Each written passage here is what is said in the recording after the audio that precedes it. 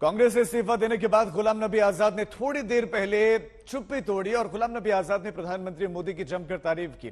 आजाद ने कहा कि उन्हें किसी पद का लालच नहीं, वो इंदिरा के जमाने से स्टार कैंपेनर थे। गुलाम नबी आजाद का कहना है कि उन्हें घर छोड़ने को मजबूर किया गया।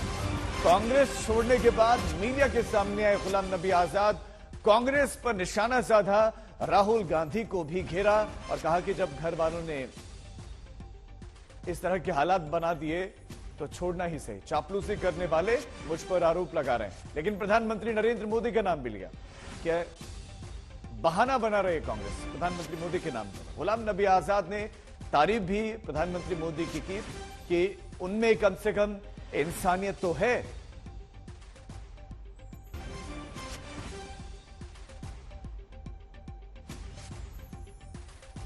हमारे साथ है गुलाम नबी आजाद साहब। सर, सबसे पहले मुझे ये पूछना है आपसे कि 15 अगस्त को आप तिरंगा लेके चले और सबको लग रहा था कि सब ठीक है। उसके बाद 21 अगस्त को हमारी आपसे बातचीत हुई राजीव जी की समाधि पे, तब भी लगा ठीक है। फिर अचानक एक चिट्ठी आती है 5 पन्ने की, जिसमें बहुत ज्यादा मतलब कि तीखे शब्द। आखिर ऐसा हुआ क्या? कांग्रेस के प्रति श्रद्धा, कांग्रेस के प्रति श्रद्धा, लीडरों के प्रति श्रद्धा, इंदिरा गांधी, संजय गांधी, राजीव गांधी, सोनिया गांधी के प्रति भी श्रद्धा, उसको हमारे दिल से कोई निकाल सकता।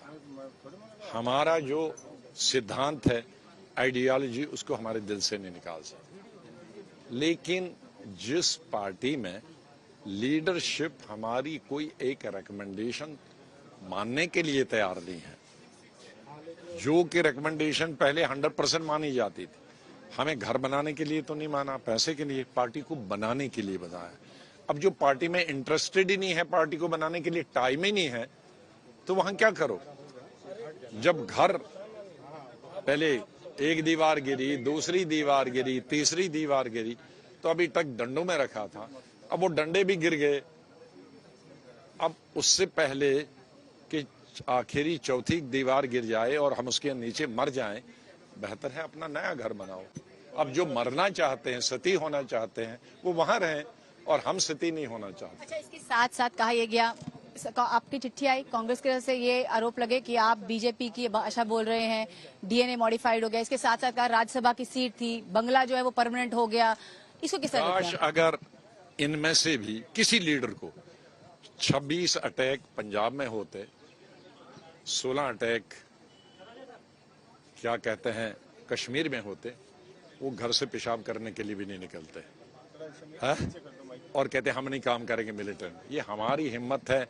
इन अटैकों के बारे में हम हिंदुस्तान में और कश्मीर में, पंजाब में 4 साल रहे। अटैकों से मेरे पहला जो पंजाब का दौरा था, जनरल सेक्रेटरी, साथ मेरे 250 लोग थे। पहले फेज 6 महीने का था। कितने लोग मरे थे? 52, जिसमें एमएलए, एक्स मिनिस्टर थे। और उसी 6 महीने पे बेन सिंह मेरी गाड़ी में होता था। बुलेट प्रूफ गाड़ी राजीव गांधी ने यहाँ दी थी। आईबी मेरे साथ लगाई थी कि उनको मुझे इन्फॉर्म दे दें कहाँ ब्लास्ट रखा। उस वजह से आईबी और बुलेट प्रूफ की वजह से हम पहले 6 महीने में तकरीबन 10 अटैक का बच गए, लेकिन हमारे 52 लोग नहीं बच पाए। ये इनको कभी अटैक हुआ, मच्छर ने काटा है, लेकिन कम से कम खुशी। अच्छा, मुझे Z+ इस गवर्नमेंट में नहीं दी है, पिछली गवर्नमेंट में जब सीएम था, तो जो इनके इनपुट आ रहे थे, एक अटैक के बाद दूसरा, दूसरे के बाद तीसरा, तो होम मिनिस्टर ने कहा कि अब हम आपकी नहीं सुनने वाले हैं, Z+ हम नहीं सुनने वाले हैं, क्योंकि आप बड़े लापरवाह, हमको मार देंगे। क्योंकि एक मेरे घर पे रॉकेट लॉन्चर था, जिस कमरे में था वो सारा बिल्डिंग ही ऊपर से उड़ गई। लकली में उस वक्त था नहीं, वहां निकला। तो ये गवर्नमेंट कम से कम, ये गवर्नमेंट आईबी की रिपोर्टें पढ़ती है। इन्होंने पहले ही दिन पढ़ा कौन नकली Z+ है और कौन असली Z+ है।